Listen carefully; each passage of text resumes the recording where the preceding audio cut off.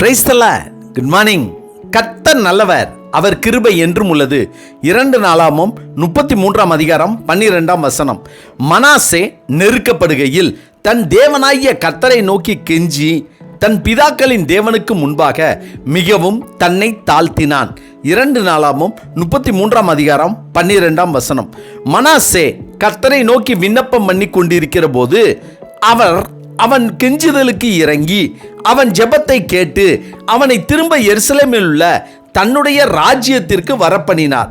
கர்த்தரே தேவன் என்று அப்பொழுது மனாசே அறிந்தான் என்று பரிசுத்த வேதாகமத்தில் எழுதப்பட்டுள்ளது. கர்த்தரின் பார்வைக்கு பொல்லாப்பானதை செய்ய தன்னை விற்று போட்ட ஆகாப்பை போல ஒருவனும் இல்லை என்று சொல்லப்பட்ட ஆகாப் தான் கர்த்தருக்கு முன்பாக தன்னை தாழ்த்தி தன் வஸ்திரங்களை கிழித்து தன் சரீரத்தின் மேல் இரட்டை போட்டுக்கொண்டு உபவாசம் பண்ணி ரெட்டிலே படுத்து தாழ்மையாய் நடந்து கொண்டான். உடனே கர்த்தர் எலியாவிடம், ஆகாப் எனக்கு முன்பாக தன்னை தாழ்த்தினதை கண்டாயா?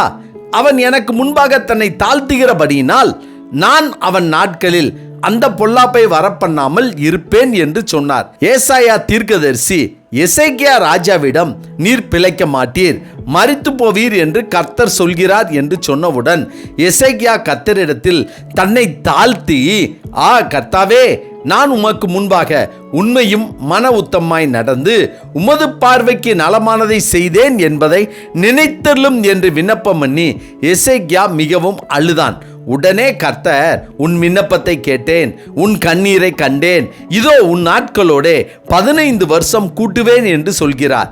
கர்த்தருக்கு பிரியமானவர்களே, இப்படி கர்த்தருக்கு முன்பாக தன்னை தாழ்த்தி ஜெயத்தை பெற்ற அநேகருடைய சாட்சிகளை நாம் படித்திருந்தாலும் கேட்டிருந்தாலும் நமக்கு ஒரு தேவை, நமக்கு ஒரு பிரச்சனை என்றவுடன் யார் முன்பாக நம்மை நாம் தாழ்த்துகிறோம்?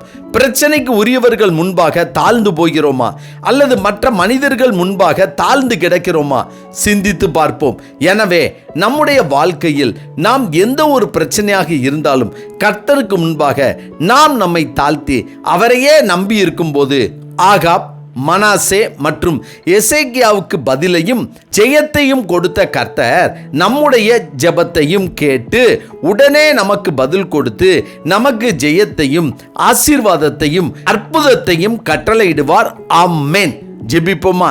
சர்வ வல்லமை உள்ள சேனைகளின் தேவனாகிய கர்த்தாவே, நாங்கள் பல வேளைகளில் சத்துருக்களாலும் உறவினர்களாலும் நண்பர்களாலும் பொறாமையினாலும் நெருக்கப்படுகிற நேரங்களில், வெறுக்கப்படுகிற நேரங்களில், ஒதுக்கி வைக்கப்படுகிற நேரங்களில், கவலையும் வேதனையும் சூழ்ந்து இருக்கிற காலங்களில் இஸ்ரவேலின் தேவனாகிய கர்த்தாவே, உமக்கு முன்பாக நாங்கள் எங்களை தாழ்த்தி ஜெபிக்கும் போது எங்களுடைய ஜெபத்தையும் விண்ணப்பத்தையும் கேட்டு தேவரீர் அதற்கு பதில் கொடுக்கும்படியாய் எங்களை சமாதானத்தினாலும் சந்தோஷத்தினாலும் ஆசீர்வாதத்தினாலும் நிரப்பும்படியாய் மகிமைப்படுத்தும்படியாய் நாங்கள் ஜெபிக்கிறோம். கர்த்தாவே, இந்த நாளை நீர் எங்களுக்கு கொடுத்ததற்காய் நன்றி. இந்த நாளிலும் பிறந்த நாள் மற்றும் திருமண நாள் காண்கின்ற யாவரையும் ஆண்டவராய் இயேசு கிறிஸ்துவின் இன்ப நாமத்தில் வாழ்த்தி ஆசீர்வதித்து ஜெபிக்கிறோம் நல்ல பிதாவே. ஆமென், ஆமென். கர்த்தர் நல்லவர், அவர் கிருபை இன்று முழுவதும் நம்மோடு கூட இருப்பதாக. ஆமென்.